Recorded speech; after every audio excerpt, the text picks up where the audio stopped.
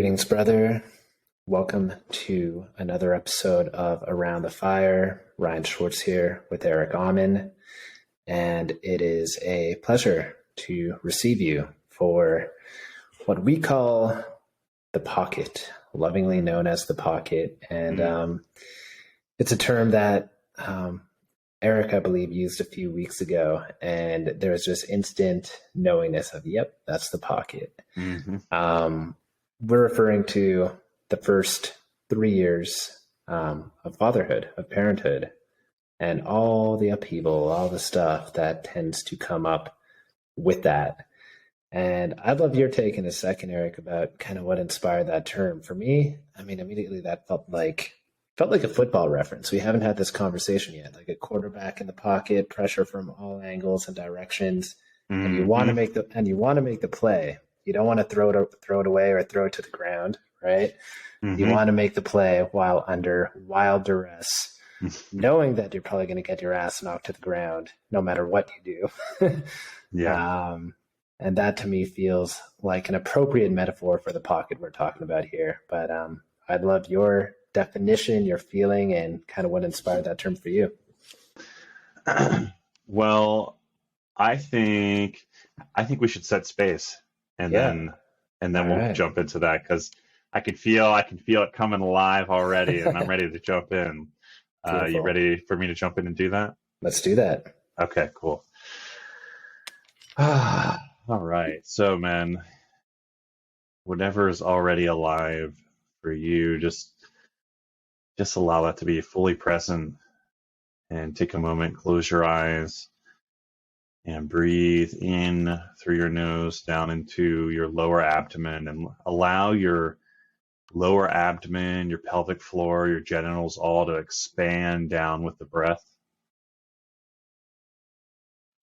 And then with the exhale, allow yourself to release anything that's keeping you from being present in your body. So with each inhale, becoming more aware of the body. And with each exhale, releasing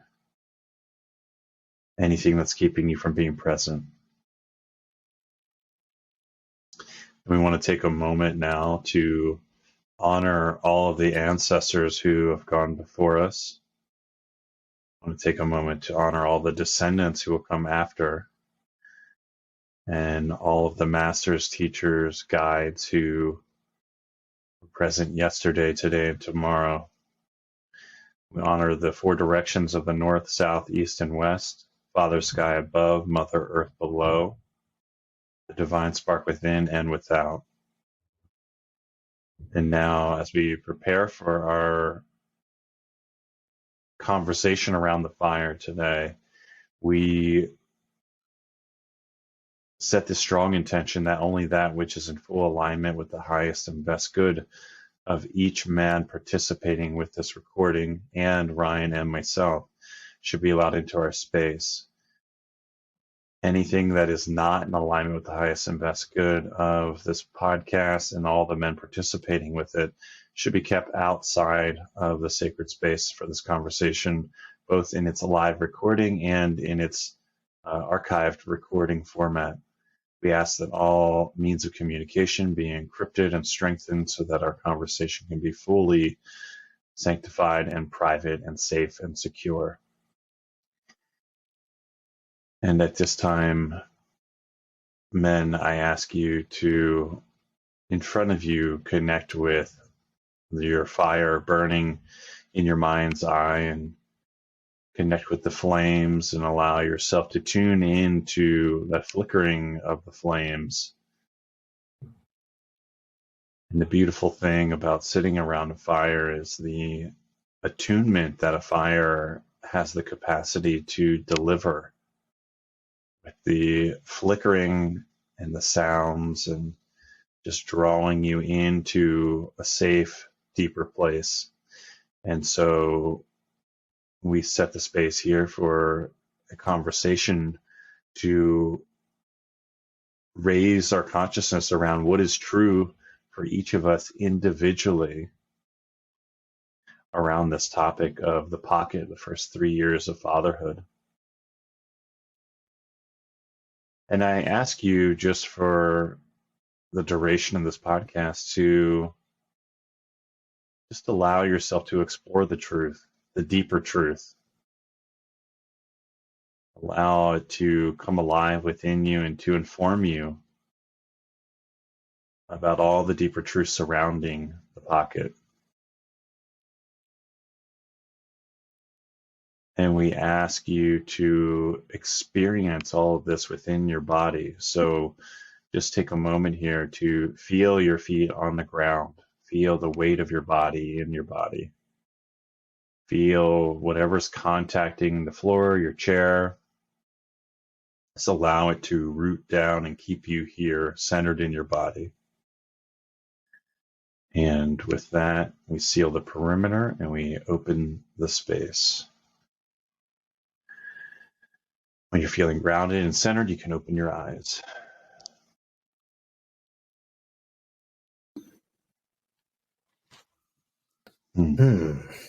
All right. Walk me through the pocket, Eric. All right. Well, the pocket, you said it really well, actually, Ryan. And, I hadn't actually thought about what that meant until you started talking about it. But it's this ripeness.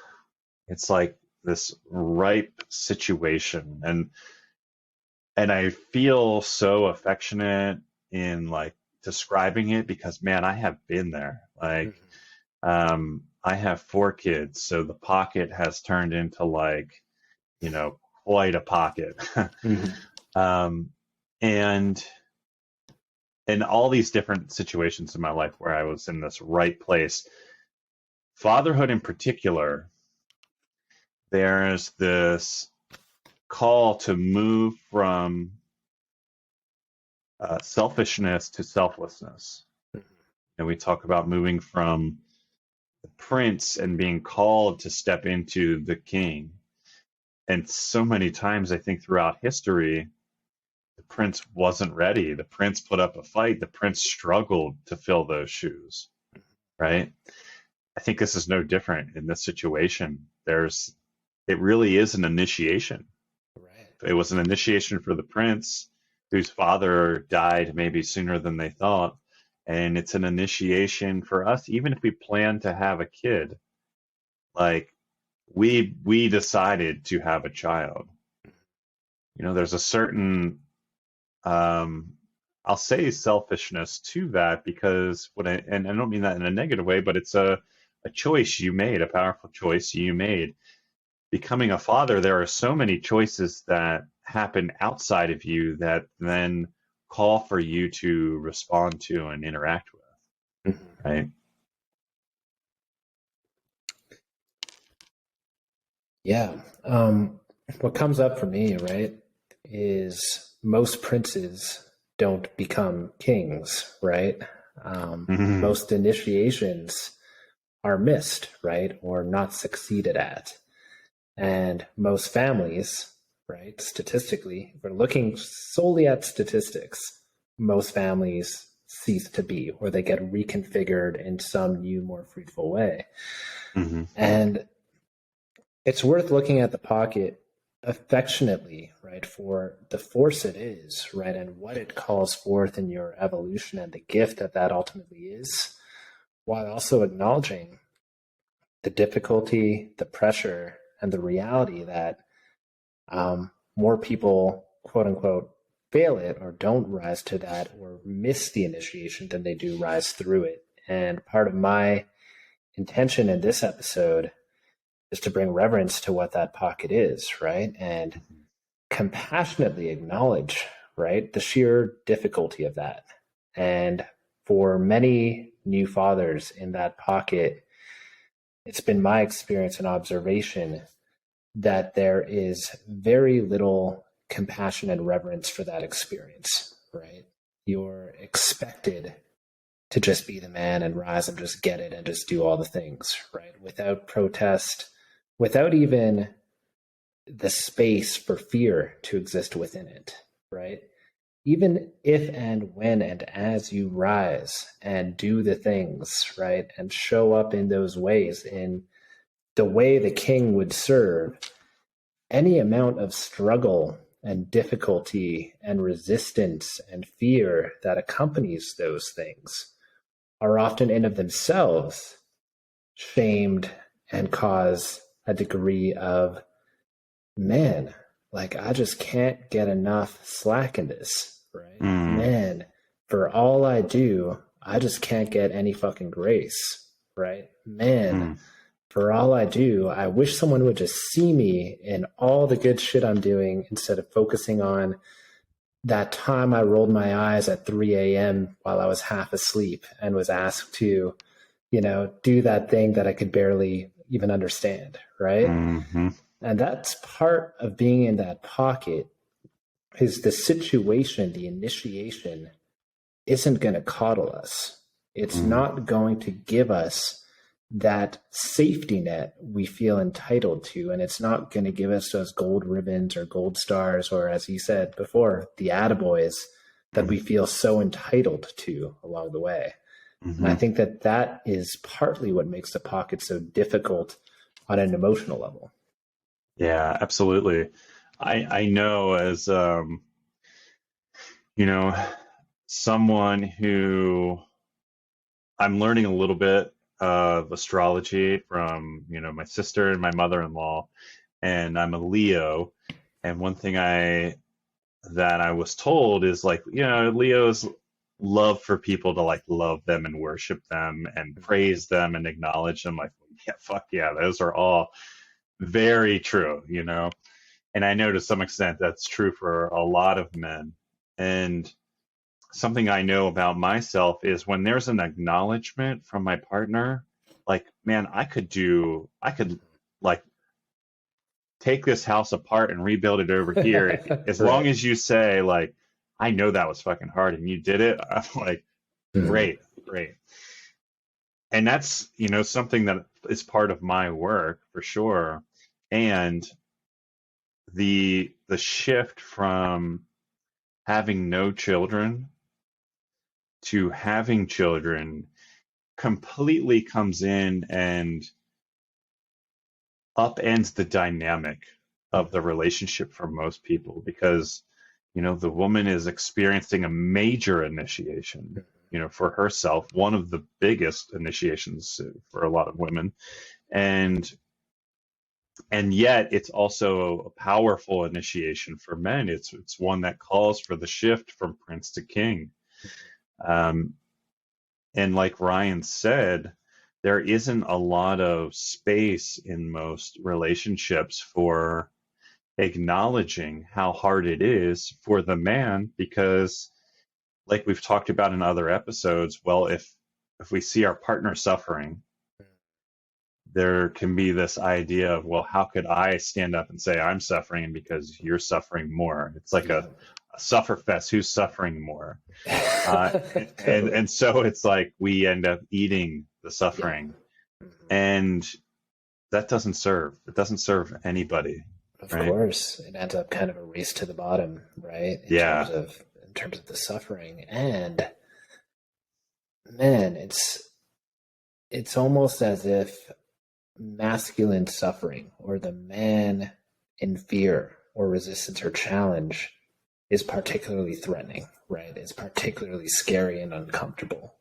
And it makes sense, right? Like, and we can acknowledge that in the woman's initiation, which is major, she needs and deserves as much safety and solidity as possible, right? Which leaves little room for the man to experience or express the stress, the pressure, and the fear that naturally arises within initiation. And there's almost a cruel dichotomy between those two, right? And she deserves and requires impeccability, right?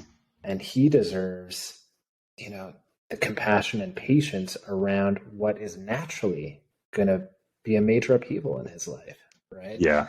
And reconciling those two things ultimately requires such a degree of patience and trust and respect and reverence for one another, where you can see one another in the fullness of those initiations and get on the same fucking team, right? Yeah. Yeah. I'm really glad you went there, Ryan, because so often like initiations bring with it paradoxes where it's like, um, well, this goes against my way of being in the old way. And like these two things couldn't possibly be true. It's like, how could our relationship work when you need impeccability and I need to fall the fuck apart? Like, I need a space for that, right? And this is why the pocket, like men in the pocket, you need a fucking men's group. Like, I'm going to say in very definitive language, yes, you can survive. Men have survived, right? Lone wolfing it through this pocket. And here's the power of a men's group in this space. I would say to me, a men's group is even more valuable in the pocket than a men's coach, because being in a men's group where there are other men who have been through the pocket, like hearing another man be like, "Oh, that's fucking hard." Like, I remember when I had to do that, and I would did this, and I fucked up in this way, and I did this, and I did that. Like, there's oh, okay. Like, I feel like I'm isolated in this experience, in this paradox where I know my wife or my partner desires and needs and deserves impeccability. And what about me? And there's the prince part, is like, still like, what about me? What about my feelings? Even when you step into the king, the prince is still within you. Like, that prince, he doesn't go away forever. And if there is prince stuff that hasn't been dealt with and addressed and acknowledged, that prince stuff is going to keep popping up every time it gets its chance. Yeah, the prince will rage. He'll self-exile in light of what he perceives to be extreme unfairness and lack of compassion and grace and love towards him. He will rebel, right? And we've seen that, come up in many ways, right? Withdrawal, right? The father who will all of a sudden pack his work schedule in that first year, travel as much as possible, take as many projects in different cities as possible, right? That is, on one hand, the prince withdrawing from that container, right? Because he feels so under-resourced and so under-supported within it.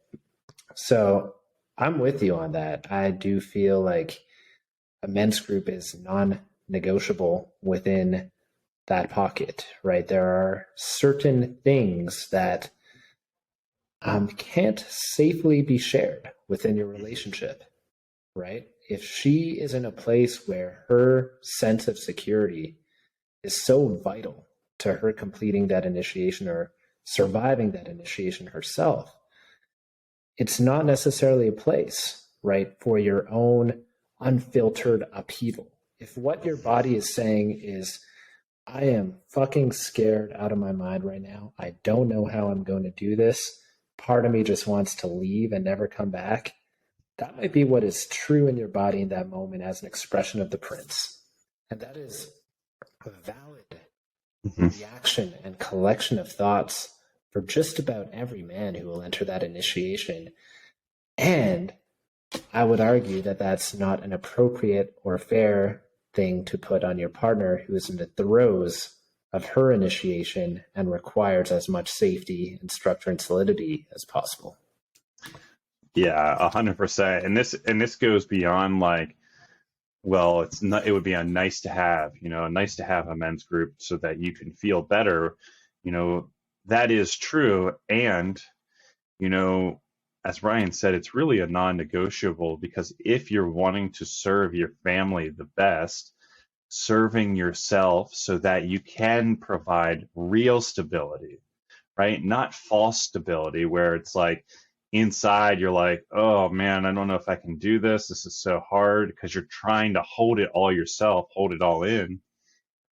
And your partner can feel that is palpable to them. They can feel that inner turmoil you're experiencing, versus you have a men's group, you have your men's group on X, Monday night or whatever, and you go to your men's group or you log on to your men's group, and you get it all out there. You become expressed.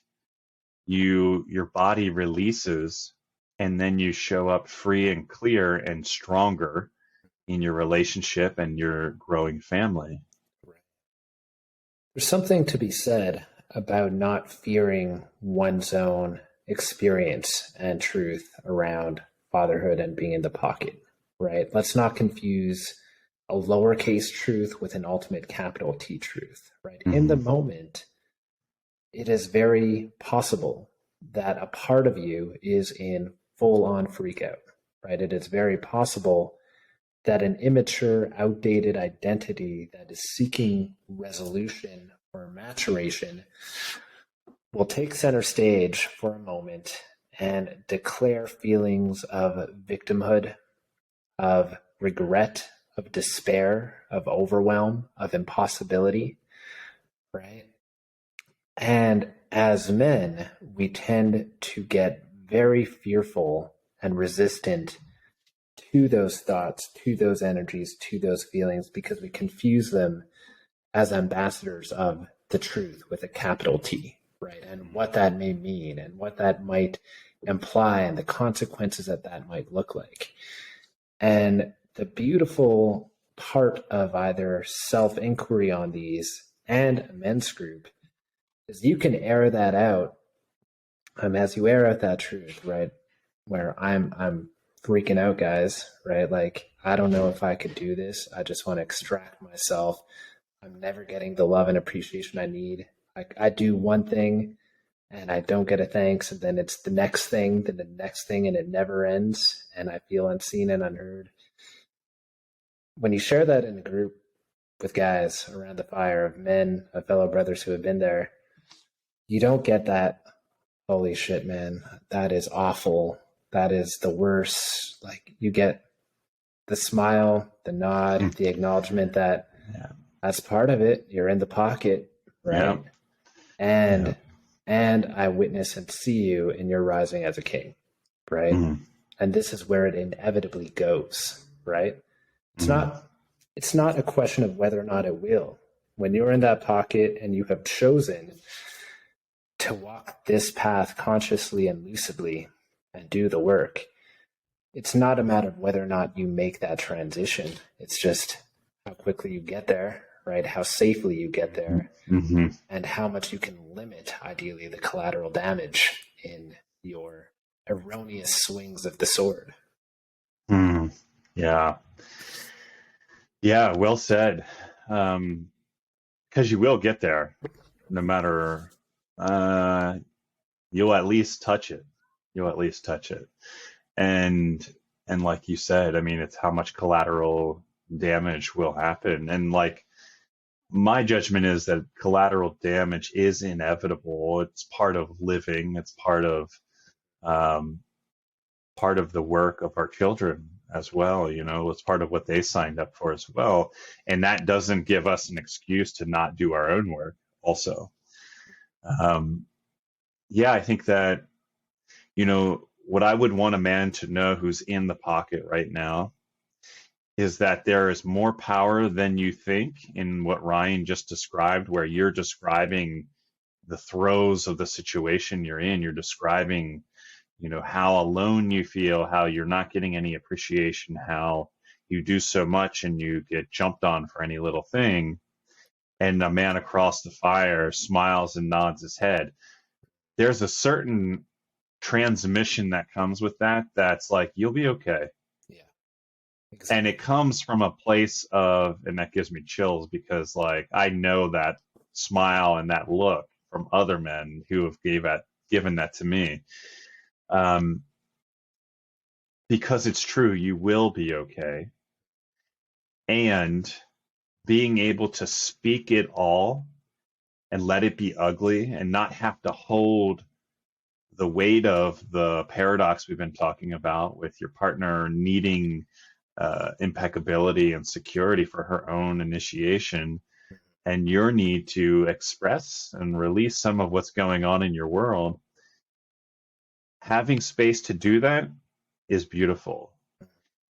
And even with that, there's an invitation within this initiation to move into being able to appreciate yourself. And Ryan, maybe you can, lead into that part of the conversation. Yeah, I mean, bringing it back to the prince versus the king, right? The prince is waiting to be crowned. The king is Mm-hmm. self-assured in his own coronation, right? Mm-hmm. And how this plays out, right? The prince is still seeking that validation, still seeking that compassion from outside of himself, still seeking the world to confirm his reign for him, right? And see him as a worthy king, right? And he's looking for the cues and those signs, and when they don't come, because those around him aren't available to even notice it, and it's not their job to coronate him. Mm-hmm. He'll lose his shit. He'll doubt his reign. He'll doubt his rule. He'll self-collapse, and he'll blame outwardly for that collapse. Now, when it comes to crowning yourself within that role, right, and within that rule, a few things become apparent, right? Acknowledging that it's no one else's job to see you as you are and as you are becoming. You are the authority of your own self-definition, right? You are the one and only person responsible for transmitting the compassion, the self-compassion and self-reverence you deserve. And what becomes so important within that pocket is simply dropping the need and the expectation and the entitlement to be celebrated, revered, and acknowledged and understood even by all those around you who are in their own experience. It's not to say that a healthy relationship doesn't thrive on appropriate witnessing, acknowledgement, right, and celebration and reverence. It does. Those are hallmarks of a healthy relationship. And there's a difference between enjoying them, desiring them, and needing them for your own successful initiation. So, dropping the need for that and leaning into ways where you could self-revere, self-honor, and offer yourself that compassion becomes, in my view and experience, paramount to successfully making that leap or making that evolutionary cycle actually, safe for yourself and for all those around you. Yeah, that's really, really powerful. And we could move into. Do you have anything to share before we go into the practice that people could experience this, what you're describing? Yeah, we'll move into the practice in just a moment.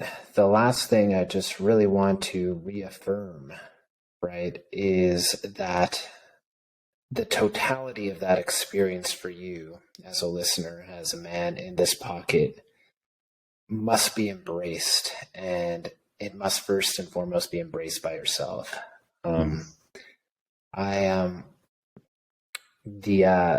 The foreword, I get confused between prologues and forewords. It took me a while to understand the difference. But the foreword of my book was all about that first year, right? The prologue was called A Gift from Heaven and a Year from Hell, right? And it talked about that initiation. And I recently got the first few copies.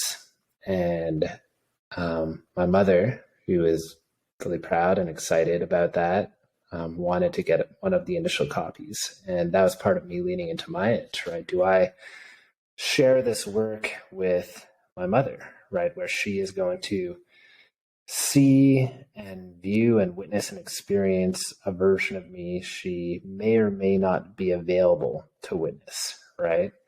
And can I be totally okay with whatever her experience is of this, right?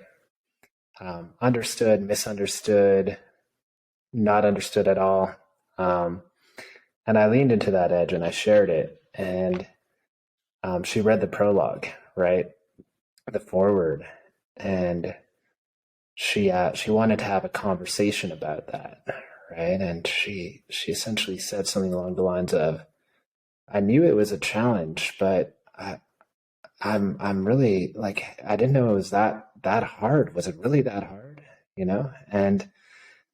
And my point in all that is there is going to be a discomfort or a failure or refusal from those around you to acknowledge and see how difficult it is, right? And it does require tremendous amounts of courage, which you have already exhibited in being in that fire, being in that pocket, right? And that's the first thing to crown is the sheer amount of fucking courage you've already displayed to remain in that pocket. If you are there right now, if you have taken those hits, felt that pressure, like, damn, like that is massive. And I don't just say that to elevate everyone here or all the listeners. I say that as a true point of recognition that you have likely already made a leap that no one else has recognized you for, right? And likely may not be equipped to, right? For a while or if ever. And the practice that we're going to share is all about, at the very least, having you recognize you, right? And to me, that is paramount to the work we're doing in this pocket and who we're becoming within it. Yeah. And Ryan, I'll let you share the practice, but before you do, what I would want to add in is with any practice, it can be really easy, especially when you're busy, to position the practice as a thing on the to-do list, right? And you're just checking the box. And what we're inviting you to do here is, in a very short amount of time, to get reverent with yourself, to have a special moment with yourself. Doesn't take a lot of time. It just takes a relaxing of everything else. And if you do that, this practice and any other practice you approach with that mentality become very deep and very sacred and very special. And if you just check the box, your ROI on that time will be much less. Absolutely. So this is a practice that can be done in as little as 3 minutes, if that's all you have, right?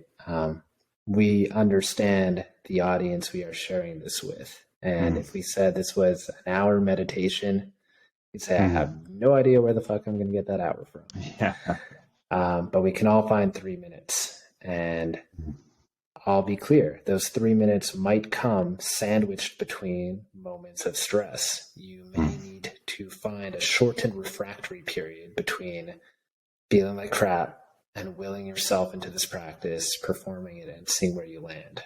I believe you had a term for practices like that in one of your trainings, Eric. Not right now. It's not, no. Yeah. We'll put it in the notes if it, The show notes. if it comes up. But it's essentially a self-reverence practice.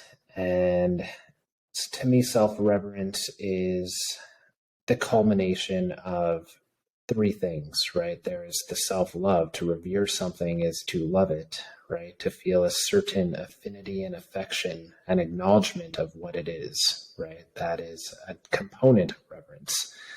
So there's self-love. There's self-celebration. That's an element of reverence, to say, holy crap, like, you're awesome, right? Like, and not in a fabricated kind of way, but taking stock of all you're enduring and all the ways you're showing up within your full capacities.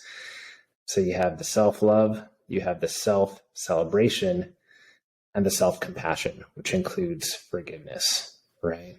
Where you're acknowledging that, man, I am in an initiation.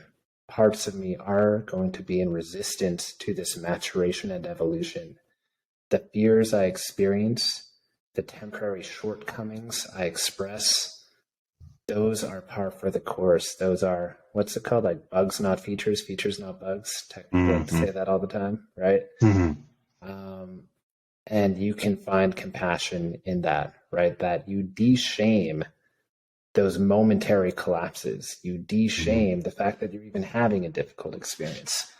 So to me, self-reverence is a combination of that self-love, that self-celebration, and that self-compassion and forgiveness. And those 3 if you can form a circuitry around those three states being accessible, and that will come in the repetition of this practice. If you do this 3 minutes a day, ideally a little bit longer as time allows, you will develop a shortened refractory period where you can easily go from the shame of, being told that you fucked up in some way, right? To an immediate self-compassion for that of, I did, and I can see how that may have generated that response, and holy shit, I have nothing but love for myself in this moment. And not as a fuck you towards someone attacking you, right? But as simply as a, man, I'm going to embrace my humanity here, right? I'm going to make amends, I'm going to make repairs, and I'm going to love the shit out of myself, knowing and acknowledging the massive initiation I'm going through. So, to bring it back down to simple steps, you find those 3 minutes, you take your breaths, you get centered, and you generate those three feelings one at a time. You can ask within your body, within your heart space, what would it be like to have total self-compassion for myself in this moment? Or if you're feeling shame, what would it feel like to experience total and complete and unconditional self-forgiveness for myself at this time?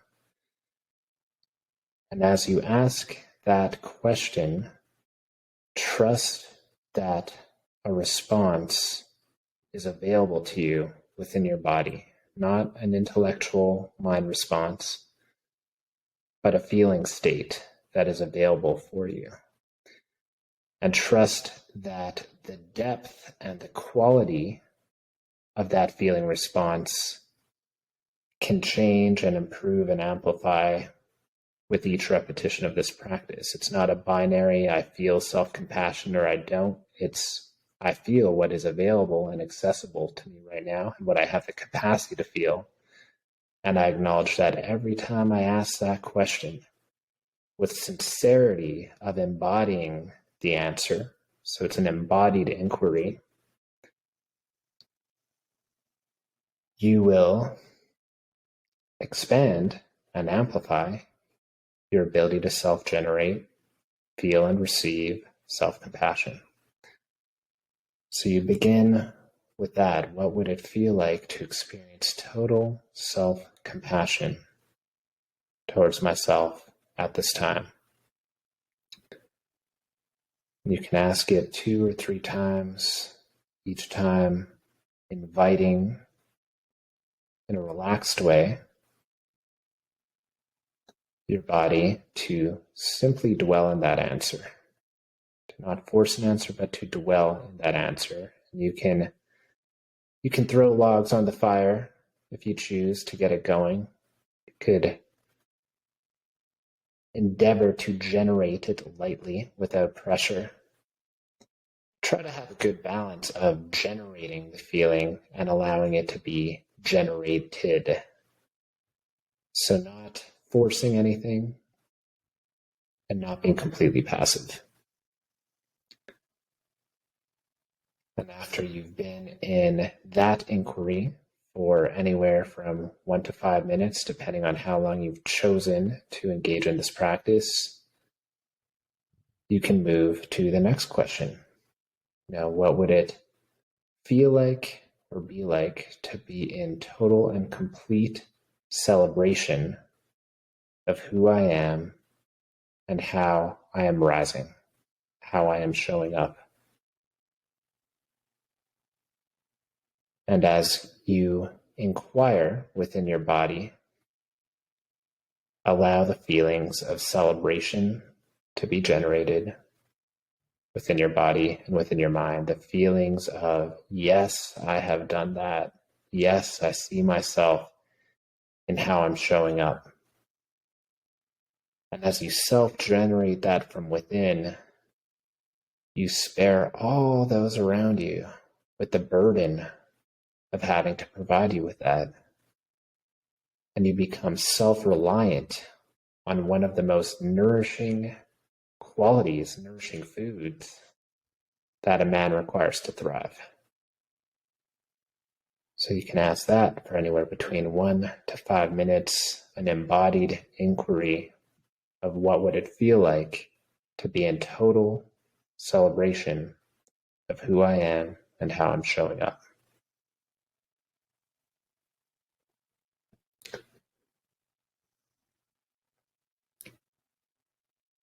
And once you're complete on that round, within the heart space again, what would it feel like to experience unconditional love for myself at all times, no matter what? And that no matter what can be reconfigured if there was something that just happened that made you feel shame or smallness or not enoughness. Or you could keep it general. What would it feel like? What would it be like to experience total and unconditional self-love? And in doing so, honor the immensity of your undertaking and how that naturally and inherently requires so much grace and patience and love. And how even if your child, who is a toddler, right, and doesn't yet have the capacities to see that or acknowledge that, even if your partner, who is in her own experience, doesn't have the space to acknowledge that, all the love and patience and reverence that you require to thrive is available to be generated from within and simply accessed from within. Dwell in that feeling, bathe and saturate in that knowingness for anywhere between 1 to 5 minutes.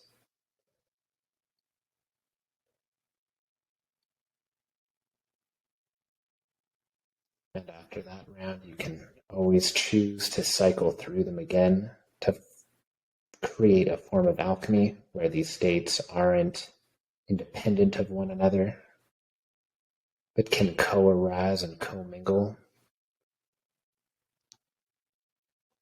Or you can close your practice knowing that these key states of self-celebration, of self-love, and of self-compassion and forgiveness are inherently available to you. These are the tools and energies and currents you have been gifted to be an ally within this initiation.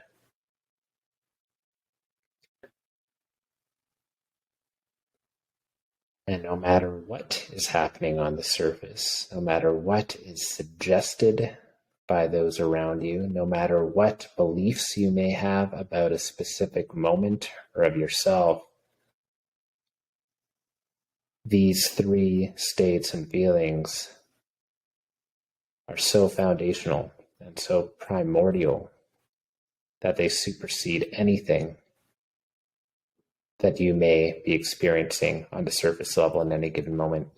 And you can train yourself, train your nervous system, train your mind, train your body to be in reception of these currents as often as you wish to avail yourself to them.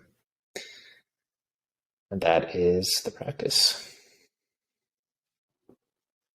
Thank you, Ryan. I think that will serve men in the pocket really well. And men, you have a tool to use, and like any tool, its usefulness is in the using of it. And that's for your discernment to use at the appropriate time. And as somebody who's been in the double and the triple and the quadruple pockets, it can be easy not to use the tools. And so we're offering this to you, men. And even when you choose not to use the tools, even when you choose self-misery and you choose to be in the mud, know that Ryan and I have both been there as well. We have both experienced those sensations, and many men have gone before you, many men, and you will be okay. And support is here for you. And we mentioned a men's group. Sacred Men's Council has a handful of men already who are in the pocket, have been through the pocket, and those numbers are growing. So we definitely invite you to inquire with Ryan or I about that if having a men's group resonates with you as well. Beautiful. Thank you for that, Eric. I would just add in closing that I would love it if you, as a listener, can message Eric or myself on this one especially, right? And let us know how this one has landed. All our topics can be activating. However, this one has a certain imminence and an inescapability to it, right? When you are in the pocket, you are almost nowhere but the pocket. And an imminent experience requires and demands an imminent level of self-discovery, self-acknowledgement, and self-correction, right? And of course, the fearless action that arises from it. And that's a protocol we'll be sharing more of in time. And sharing your most imminent experience within the pocket would certainly help us be of service to you in the best way possible, and to overcome any needless suffering or perpetuation of suffering that can be corrected, not necessarily easily, but with some guidance and some corrective measures. So we're here for that. I would love to support you in that. The council is available to you. And with that, I am complete. All right. Well, men, we are going to close out our sacred space here. So I'm going to invite you to find a place of stillness within yourself, sitting up nice and straight, breathing deep down into your belly, your pelvic floor, your genitals, and just reconnecting with yourself, allowing anything and everything that is in alignment with your highest and best good to land within your body and to be rolled up onto your midline, to be integrated and right in perfect timing. Anything and everything that is not in alignment with your highest and best good, we just allow that to move to the nearest exit portals and be swiftly swept out of your system. Gazing back into that etheric fire that we're all seated around, and allowing that to attune you to any upgrades that are there for you. Again, reiterating our availability to support you and to connect with you and to talk with you. We dedicate this podcast recording to the upliftment of suffering and confusion for all sentient beings, and the amplification of love energy on this planet and beyond. At this time, we seal it all up, sealing, guarding, protecting. It is sealed, it is finished, it is done, so it is, and so be it.